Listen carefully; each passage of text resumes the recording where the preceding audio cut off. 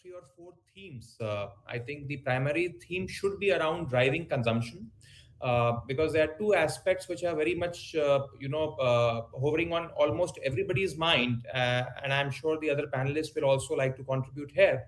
But one is around driving consumption.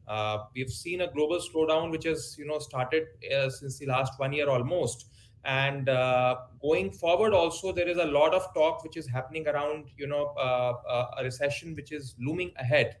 Now from both the counts, one from the global aspect and second also from the India specific concept, I think it will be very pertinent for the government to take initiatives to drive more and more consumption, because that is in any case, India in any case always has been a domestic consumption economy, and driving more consumption will lead to more income getting created, more spends getting accrued, and therefore drive in the GDP as well.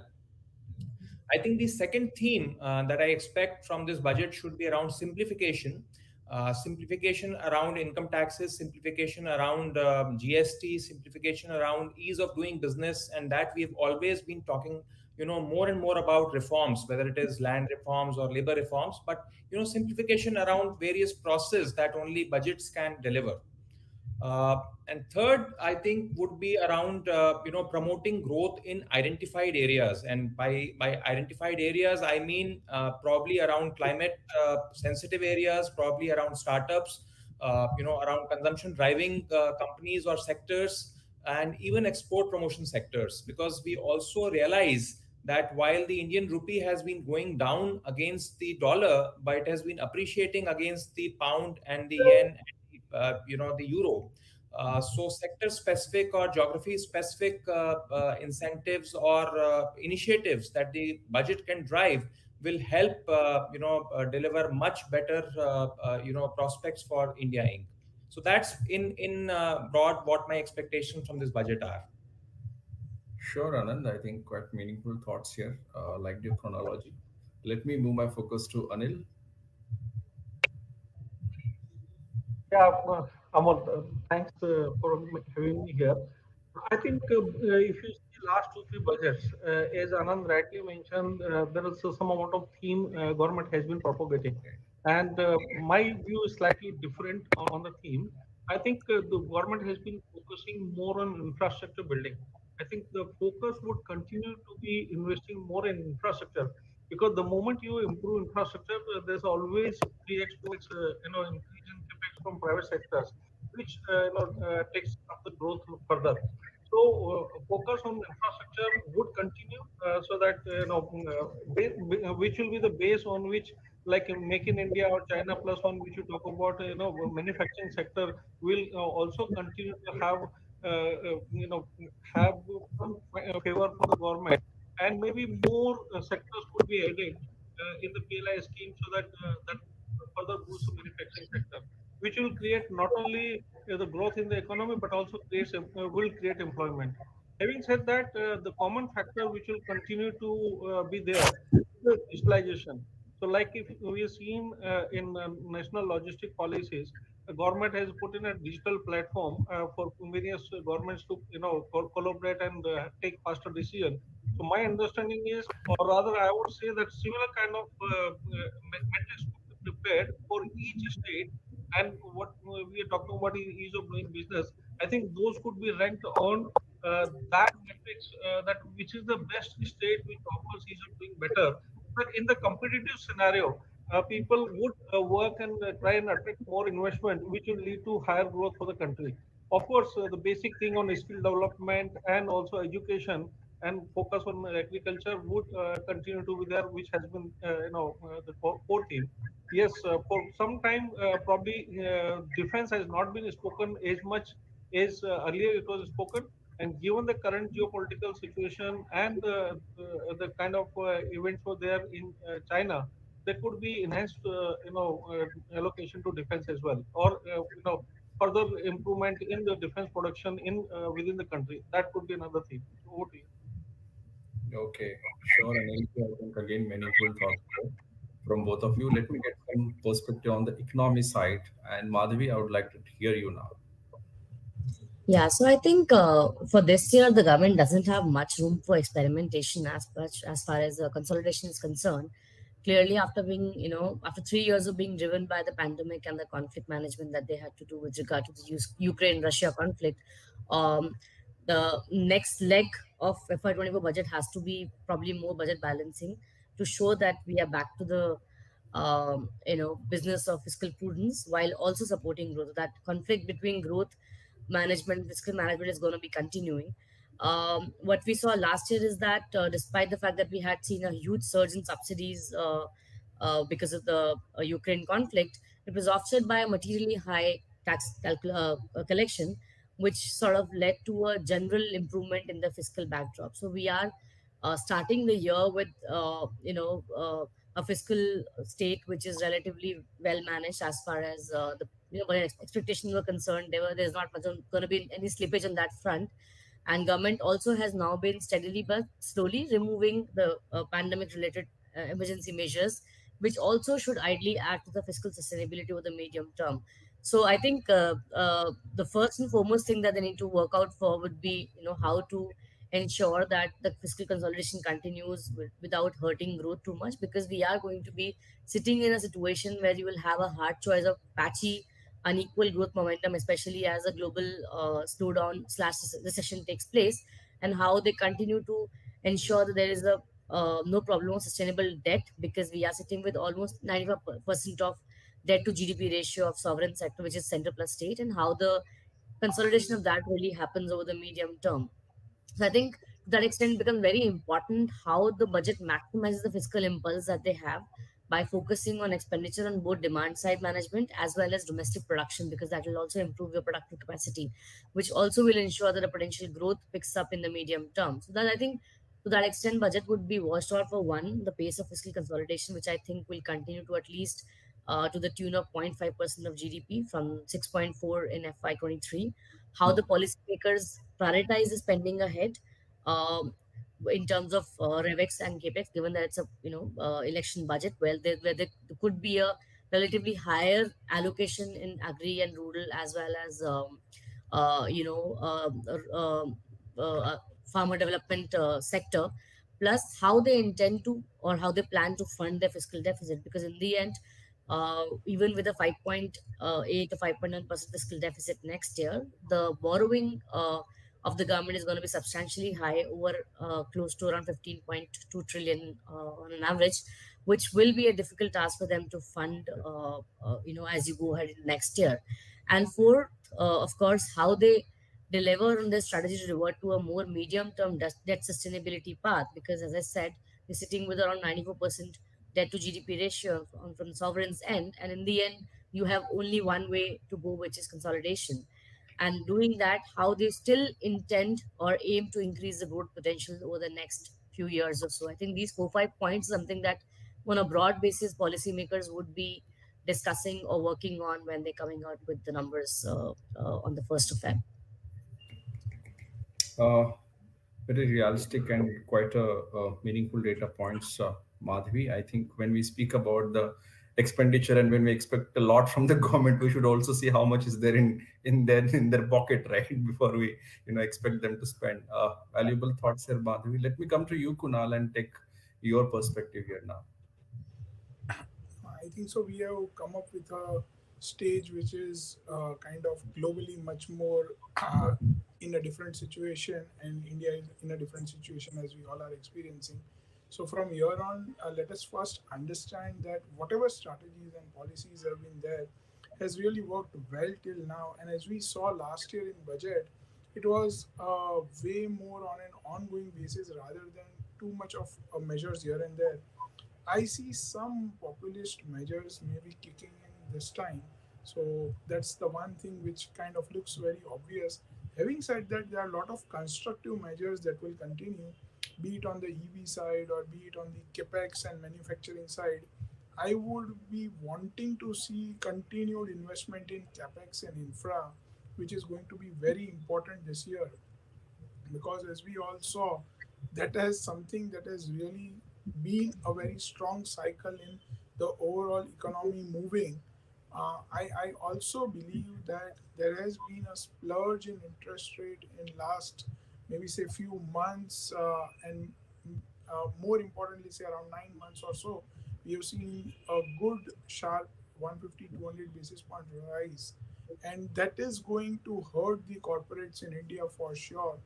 And with the plans of government that are there to have manufacturing also getting very strong over a period of time, the interest rates will have to come down for the growth of India. And interest rates is very important, but that's not going to be easy for sure as well, given the fact that global has been very in an inflationary mode, and inflation even in India is going to be on the higher side, while we are relatively way more managed as compared to other global economies. So having said that, I think so boosting consumption, so more measures which will help boost consumption. Continued capex is something that is second that I see strongly. Few populist measures, if not more, and definitely continued in the emerging sectors like EV and manufacturing boost as well is something I see. If you ask from a financial services perspective, I believe GST has been on the higher side, and government is seeing very robust collections out there as well, and maybe some amount of relief over there will help the overall economy as well. Hmm. Okay, I think with the first round, I got enough meat from all of you. I think quite a meaningful thoughts here. Let me get into little specifics, and Anand, I will come back to you. Mentioned about the consumption, uh, which is obviously a very important factor. But if I ask specifically for your industry, which is again a very critical industry, and export import matters a lot in this particular segment. So, what is it that specifically that you think that the government should do for your sector in terms of ease of doing business, in terms of making simplification, and in terms of strengthening this particular segment? So, Amol, I think it's a full menu actually, because if I look at retail, and retail is actually linked to the extreme grassroots level.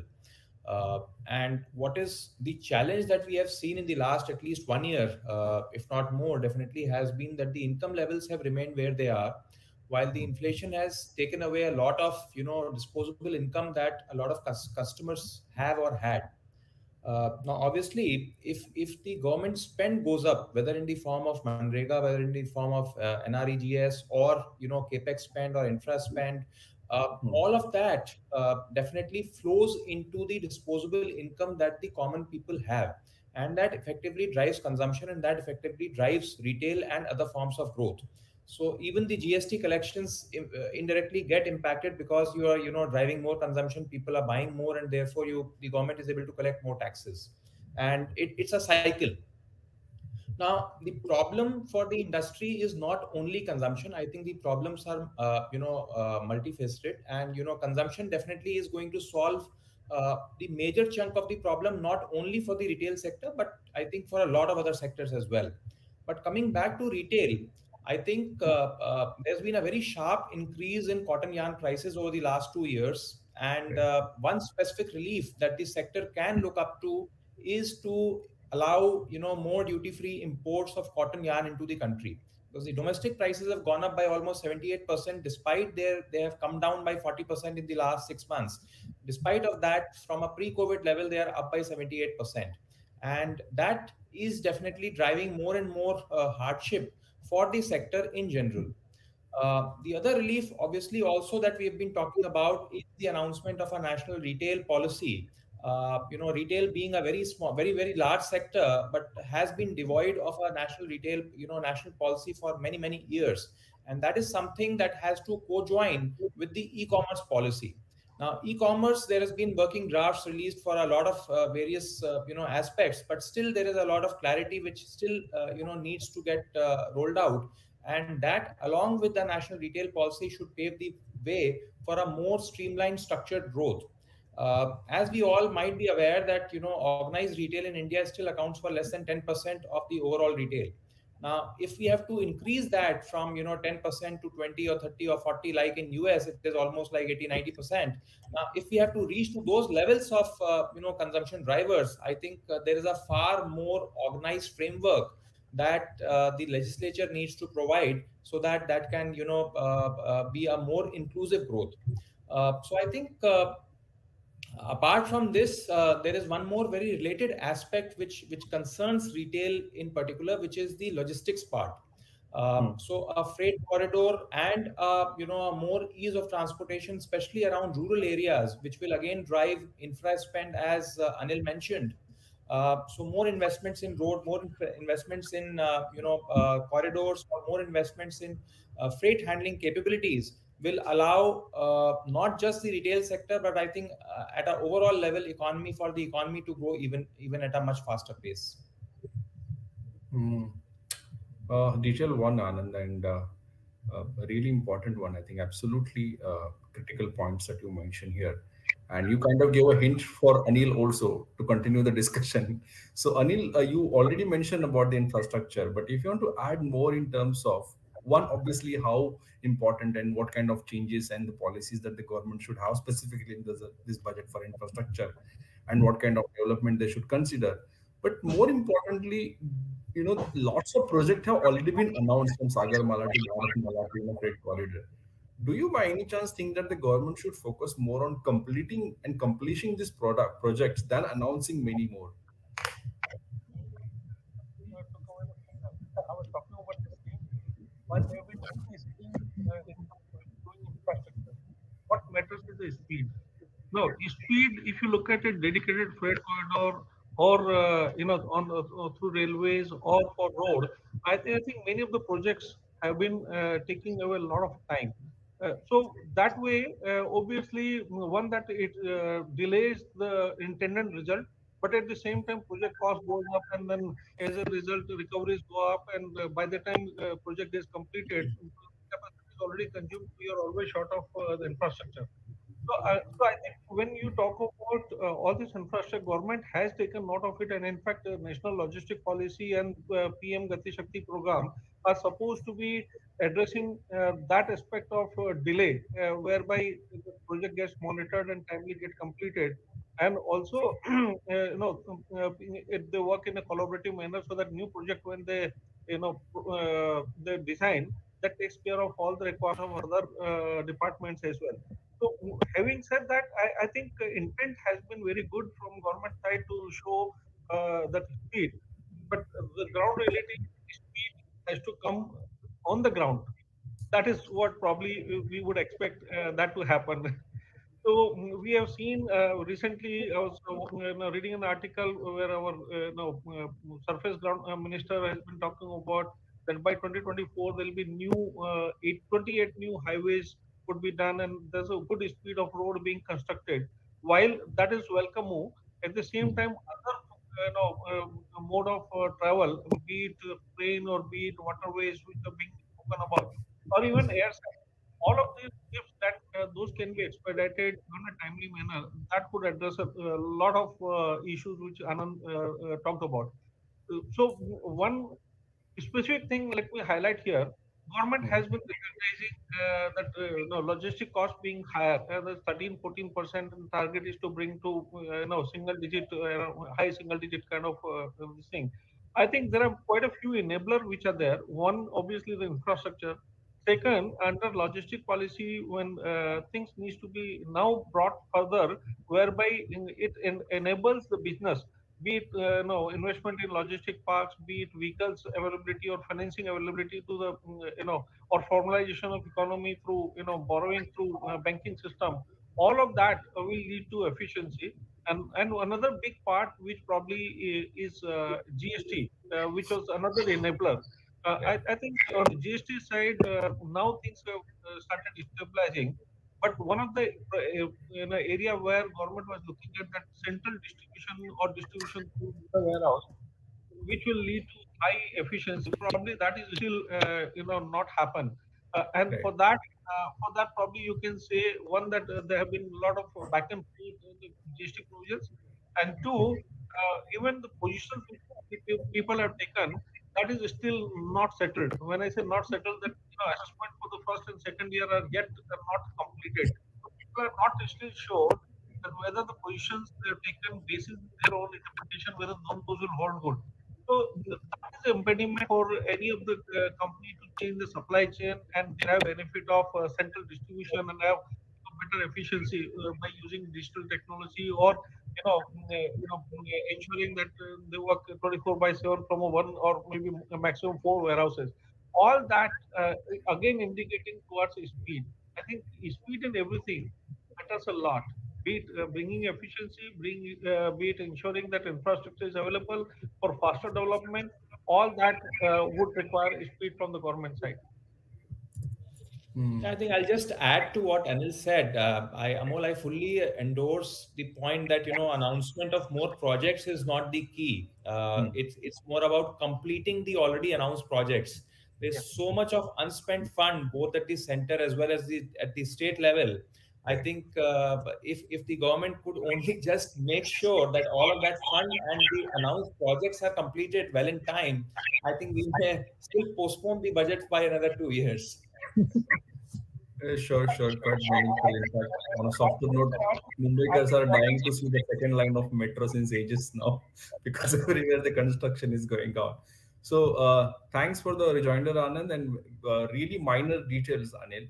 Uh, Ladies and gentlemen, friends, those who are watching this particular show, if you have any particular question, please do shoot your question on any social media platform. Please stick to only budget. That's the question. I will try my best to take it with the speakers here.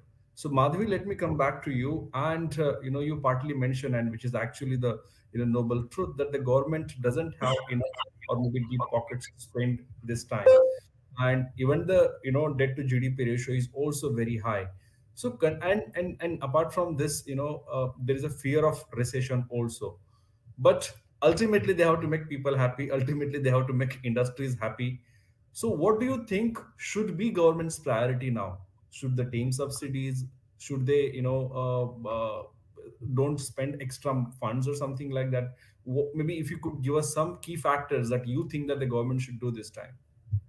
So, see, as most of you guys are discussing, I think the one key factor that everybody is going to watch for is that there's going to be a growth pressure, because at this point in time, we're not necessarily looking at any big growth lever or a economic agent which is going to drive the next leg of economy, right? I mean, last year it was exports, and of course, a part of the public capex spending, which sort of helped the growth story. And of course, because of the post-pandemic pent-up demand release that we saw, there was a consumption push as well. The hope is that this time around, given the kind of clean balance sheets that we had for the corporates, and especially the large corporates who are sitting with huge savings in hand, would reinvest their proceeds, because you are also looking at a very tight capacity constraints.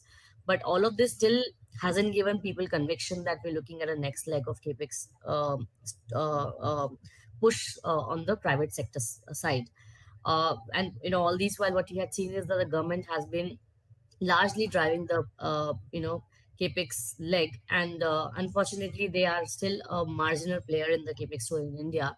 Of the almost 31% investment GDP ratio, public sector, which is center plus states plus PSUs, is not more than 6.7, 6.8% of GDP. That means the rest has to be driven by large corporates, MSME, and households in general, as far as the private capex is concerned. So the hope was that the government spending would lead to some kind of a crowding in, which clearly hasn't happened. And why so? Because to my understanding, the private capex cycle is essentially very endogenous to the private consumption story. And since 2018, what we've seen is a general slower income growth, especially in the rural sector, which also was the case in urban until very recently. And since there was no visible secular demand from the consumption side, there was no reason for you to really put up a plant and go in for a very gungu India growth story, which is led by consumption. So I think that still remains to be a big issue for us at this point in time. The rural incomes still are lingering. You may talk about a cyclical recovery in rural because of better harvest, or probably like we heard in last year when the Ukraine war happened, the agri prices have gone up and everybody was very gung about the terms of trade going positive for the sector in general. But rural sector is now largely driven by non-agriculture than agriculture sector. I think agriculture is not more than 25% of the total NDP or net domestic product of rural sector, which means that almost 75% of the rural economy is driven by non-agriculture sector. So I think to that extent, if the government is looking to improve the consumption pattern of the economy, which is probably needing more help on the rural side, this I think the spend should be more on rural development rather than agri and farm welfare. Although both of them need some support from the governments. And in fact, last 3 years we've actually seen agriculture, farm welfare, and overall rural welfare or development spending coming off as a percent of GDP. I'm not talking in absolute terms or year-on-year terms, but as a percent of GDP, that actually it has come off. And my sense is that remainder of this year there will be a higher rural allocation than what they even promised in budget. And next year also the rural development allocation is going to be higher.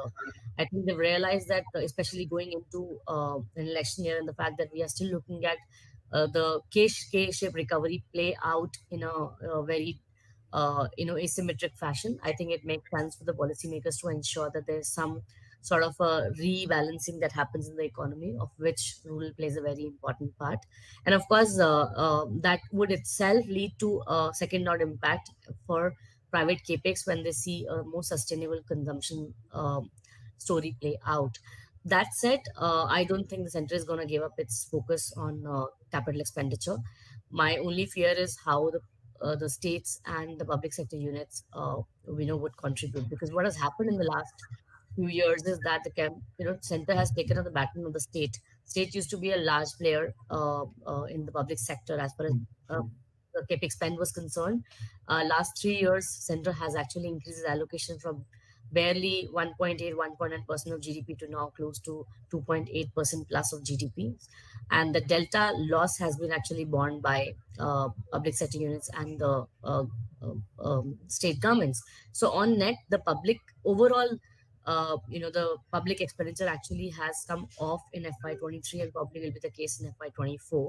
So while we talk about the government spending in general on infra push and capex, overall the public sector actually has been falling as a percent of GDP. So I think to that extent, it will be important to watch, how much of that contribution really plays out. One, and two, what the government does in terms of the consumption and rural segment of the economy to be able to increase overall consumption dynamics in the ecosystem that we are living in this point in time. Hmm. Noted your points. Very well said. In fact, uh, yeah, that's the indicator. In fact, so Kunal, let me come to you and drag this conversation on the private capex cycle part. What is it that you think government should do specifically to improve or the boost or strengthen the private capex cycle? Because though we are kind of vouching and singing balance for the credit growth story of Indian bank, capex cycle is still not as remarkable as it should have been. And if it's not happening now, it's fine because at least the rates have gone up, but it didn't even pick up when the interest rates were really really low, and that time also the corporates didn't think much about it. So what is in your view? I mean, at one side you see the market is fluctuating and perhaps showing great signs, specifically for India at least. But on the other side, the worry of the private cycle is private cycle investments or the capex cycle is really high.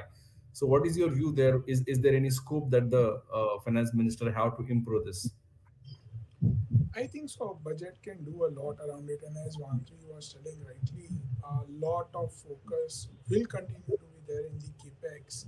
And having said that, what will happen in private capex, I believe, is there can be some amount of incentivization plan, but I think so that's a high wish to have it from a budget angle perspective. What I would essentially wish is that a continued focus on incentivizing large manufacturing setups, which essentially attracts a lot of capex and public-private partnerships. These are the two things that will continue to kind of be robust. At the same time, leaving a little more disposable income with the corporates, which is also the continued government plan of reducing the corporate tax rate, will also help to boost the overall momentum and the sentiment as well, which will try and help to increase this thing. Going sector by sector is also going to be very important. There will be sectors which actually need focus, they are in the need of capex, etc., and which need a push from a private perspective. So creating specific schemes and maybe say like we have a lot of PLI schemes as well, we can have more around it. We can go region by region, that is also going to be very important. And then trying to look at areas which required in general momentum like digitization technology. I still believe that from a government side and even from India private side, a lot of investments needs to be attracted there, not only from a short-term perspective but from a very long-term perspective. So those are the some of the kind of investments. While the physical infra government is spending a lot, there is a lot of virtual and digital infra also that will require a lot of things where I believe private is making some kind of decent investments. And then we have telecom sector as well, wherein also government is proactively taking a lot of focus. So that is also kind of taking up well over a period of time. But at the same time, it requires a larger push. So those are the areas, and I believe that it is required. There are initiatives, but a lot more can be done on the private side as well. A corporate tax rate reduction is something that probably I see as a continued measure, maybe a small, but that is something as a long-term initiative that government has been planning, is something we will continue to wish for, which will also help to boost the equity sentiments as well because of the larger corporate profitabilities. Hmm. So you want only reduction in corporate taxation, not on the individual side. Huh? I think so. What will happen is, as you can already evidently see, there are areas wherein corporates are ending up paying lower, but individuals are paying higher. And as we all know, what we are paying sometimes is actually going much larger than probably what is the corporate outgo. But somehow, if you look from an overall economy perspective, that's working. So I don't want to fiddle that equation. While my personal wish would have definitely being to what Amol you said. But I think so. Let's look at also what's working. Right. Sure. So let me take one individual question for you, Anil and Anand, first, specifically about your company. Given the current situation where we are talking about the capex cycle, the corporates are not going very aggressively, the interest rates are high, and the geopolitical tensions will continue for some more time because the war in Ukraine has not ended, and the US inflation data is not very supportive for sure. So considering all this background, Anand, how are you crafting your strategy maybe for a next year, and what kind of capex allocation are you thinking of, or maybe you're not thinking of? So how do you look at your finance strategy for the next FY? So I think Amol, the sector in which I operate is more like an infra sector, while it does sound like retail, but definitely the assets that we build and the kind of setups that we create in terms of stores and warehouses or facilities, these are fairly long term. So typically 1 or 2 year downturn in interest cycles or setbacks really do not impact our long term capex planning. So from that perspective, irrespective of what the situation currently is, whether in terms of geopolitical situation or economy or interest cycles, I think we are fairly confident on the overall outlook for India as a consumption economy and retail as a sector for growth. And therefore, I think our pedal on investments remains where it was, if not pressed higher. So I think we will continue with what strategy we have been following of increasing growth, increasing investments to the extent possible, Hmm. with a medium to long term return view, not Hmm. immediate 1 or 2 year return view, but medium to long term return view. Okay, sure. Anil? I also have a similar view because what happens for us to build capacity, it takes longer time, and more so if it is air. Because to get an aircraft, it is more than a year cycle to add a cargo facility. In addition to that, to have a bigger, hubs and warehouses where the goods are handled. From that perspective, I think we need to continue with our investment in capacity building, and more so when long-term perspective of India, consumption story and growth story is going to be intact. Yes, there could be some, soft spots in between, but long-term story being good, keeping that in mind from investment point of view, we would keep adding capacity. We are in fact looking at currently because existing capacities have almost fully utilized, and then we are adding more capacity both in air and ground. Similarly, use of technology for better efficiency and productivity, and that is all becomes a focus for us because when you have a volume, you can't do manual work and manually sort them and do that. So from that perspective, I think to improve speed, the technology and automation would play a major role. Both the increase in capacity, physical capacity, as well as use of automation and digitalization would continue to get a higher share of investment from us. Hmm. Sure. So Madhvi, my question to you is specifically on the now GDP front. So we have enough projections from the World Bank to IMF about India. The one good thing is everyone is very positive about India. So, one, to continue this positivity, what is the long-term view that the government should take? What kind of coordination that the government and the central bank should have in terms of the balanced policy? And again, if you could, if you allow me to add to this again, is we have been talking about a $5 trillion economy. Have you by any chance made a recent guess in terms of how far are we from that? So obviously the 5 trillion number looks to be nominal number is not something that one you should look at in the first place, right? And for on the question that you asked as to what is the policy focus at this point in time to make us reach that 5 trillion path in the first place. Of course, when they had come out with the 5 trillion number, they did not expect a pandemic to take place, which obviously has eaten away close to 2% of global GDP in general. So you again, whatever is your time period in mind, be it 7 years, 8 years, or whatever it is, anyway, that has added further 2 years to that. Now again, it brings back to the same argument for me that what will drive that big, uh, big lever of that 5 trillion or a sustainable growth story for India. Generally, India is seen as a consumption-driven economy, and that also has kept us supposedly resilient when the world was probably is going to slow down in the early part of this year or mid of this year. The hope is that India, being a domestic-driven economy, will at least be resilient for some time before catching up with the rest of the world. So I think beyond the near-term slower growth picture that we will see on absolute basis, which relatively may still look to be better. I think again the whole point sort of boils down to what next. So I think the coordination between exports and your private capex is something that they need to work on. Of course, public sector will have to play a very important role. They have been trying really hard to create an ecosystem which eventually will incentivize private sector to come and participate in the economy.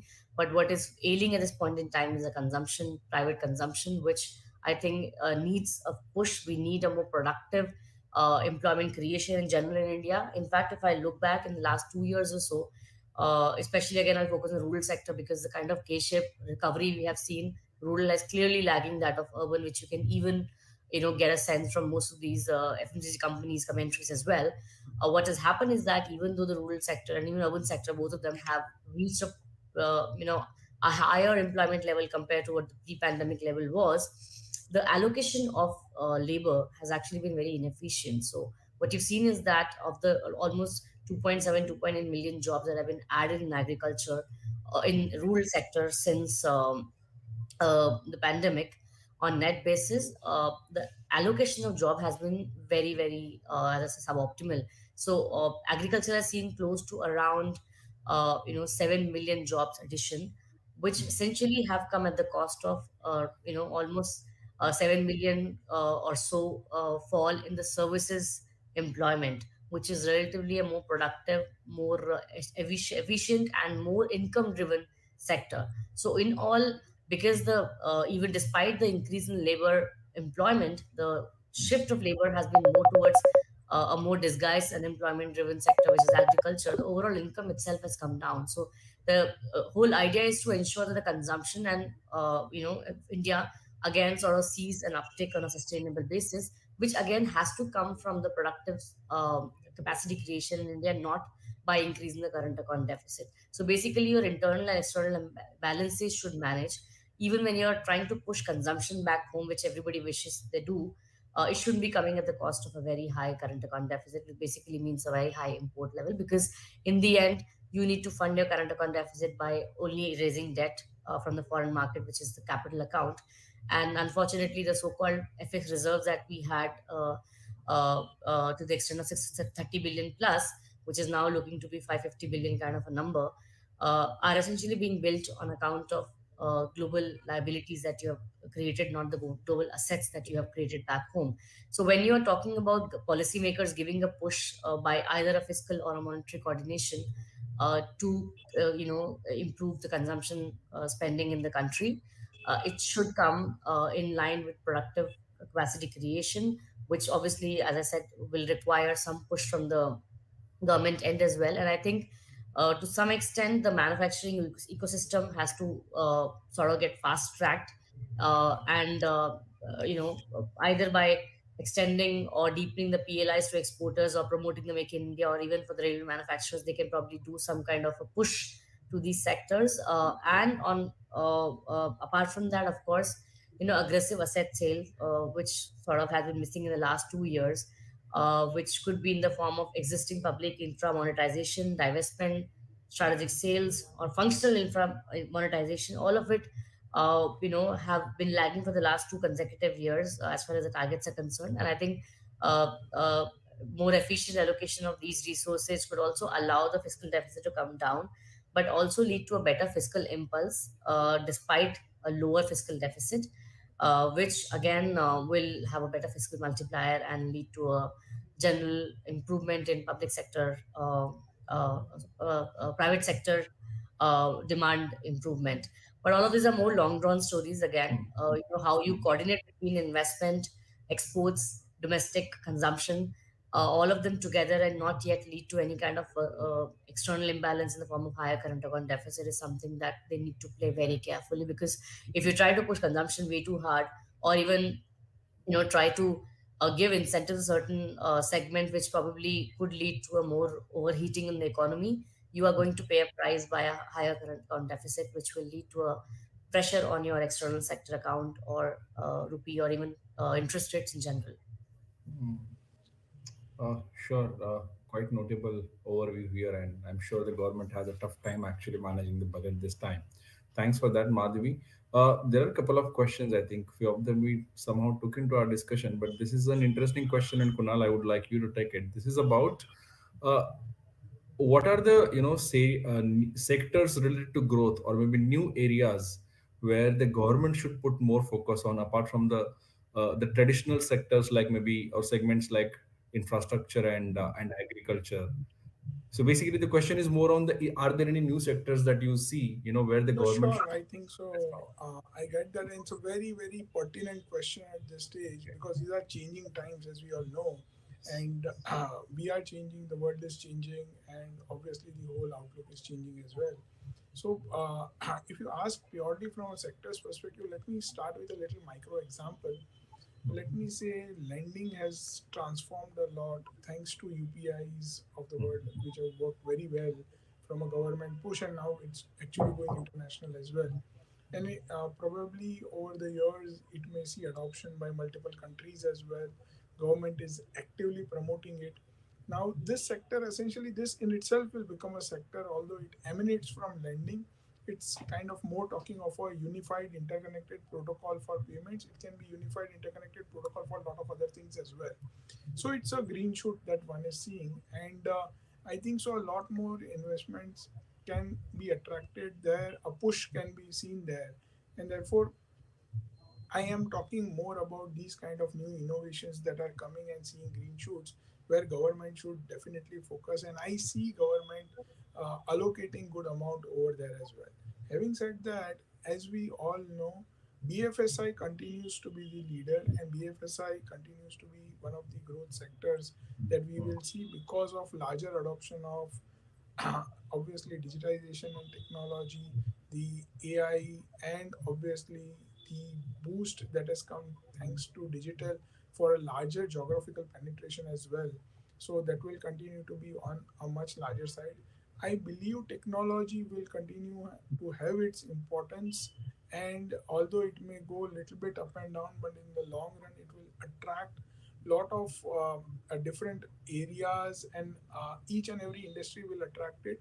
Therefore it will continue to have its own roadmap and a larger thing. I strongly believe, which I said earlier as well, that manufacturing should be given a disproportionate push, and it's high time that manufacturing takes off. But the nature of the industry is such, and like Anil said, that it actually requires a larger turnaround time to for the capex to even stabilize and start showing fruits as well.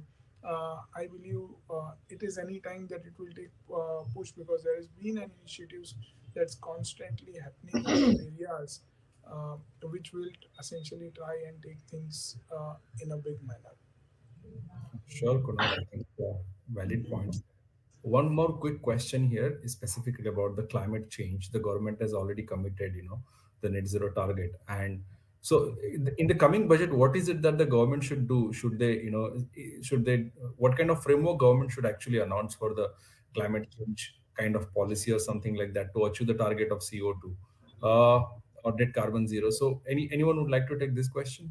Anand, Anil, So, Madhav? uh, Yeah, let me just put 2 points and probably then yeah. can take. I believe there is a lot happening on circular economy.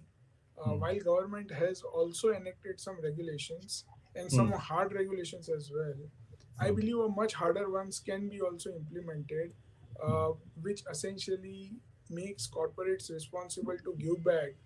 Government can also attempt to introduce responsibilities at individual level through budgets, which will be something which requires a lot of deliberation as well. But that is something which will make sure that a responsibility at all level comes.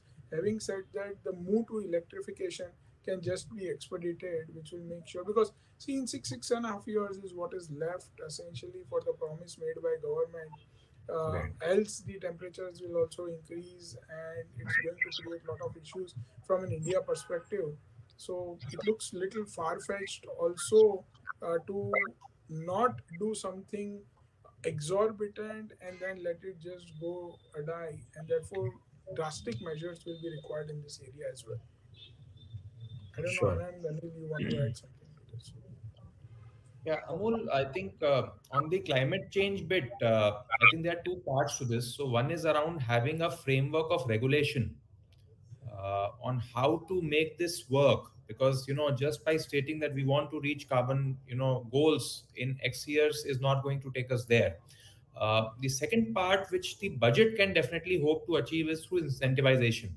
So while a framework is a bigger piece and may not just be achieved only by announcing it in the budget, but I think what can definitely be achieved in the budget is to have certain amount of incentivization both at the corporate level and the industry level, and also at the individual level, to encourage people to be aware and be more responsible for reaching the net zero goals.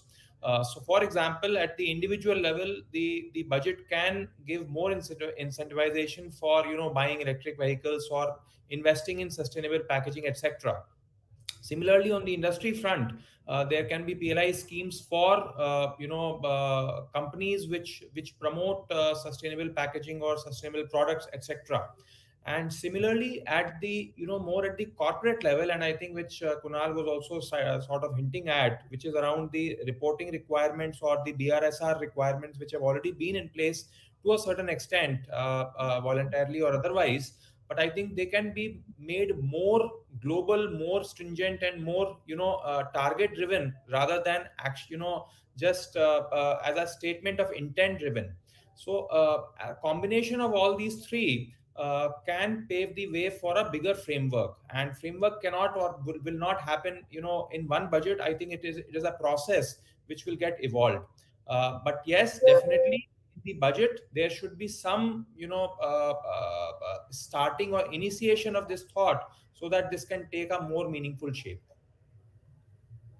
Sure. I think uh, thanks for adding that, Anand. And I think we are just overshot, but let me take 1.5 minute and take a last question with all of you. Obviously, there are a couple of questions, but I think we partly discussed that, and maybe we'll take it later. But one last question to all of you is obviously, we have lots of expectations, in fact, dozens of them. But Ideally, if we specifically speak about what should not be there in the budget, what is going to be, your view, what you don't want to see in the budget. uh, Madhavi, I will start with you. A very populist budget, which is expansionary in nature. Mhm. Okay, sure. Anand. I have one very simple expectation. There should be no surprises in the fine print. That's all. Sure. Anil. If we see currently, there's a lot more burden increase over a period of time. The last years, if we go back, and the burden has increased. So I think rather than increasing the burden, one should take away that burden so that ease of business starts happening. So I would say that there should not be any negative surprise, so to say that further you increase the compliances. Yes, as long as they are in a automated form, or if there's a repository from there they can draw, I'm okay with that. But definitely not looking at in any compliance increase further. Sure. And Kunal. So anything that increases imports or kind of reduces exports should not be there. Okay, sure. It's a great learning for me. Very interesting perspective from all of you. And let's hope the points that we discussed, the government officers looks at it and at least try to incorporate a few specifically in the budget. But thank you so much for sharing your thoughts here at the etcafo.com and, being with us for almost an hour. Thank you so much, Anand, Kunal, Anil, and Madhavi for sharing your thoughts. Thank you Thank so you. much. Thank Thank you. you. Pleasure being here. Thank Thank you. you. Thank you so much. It was a Pleasure. pleasure being here.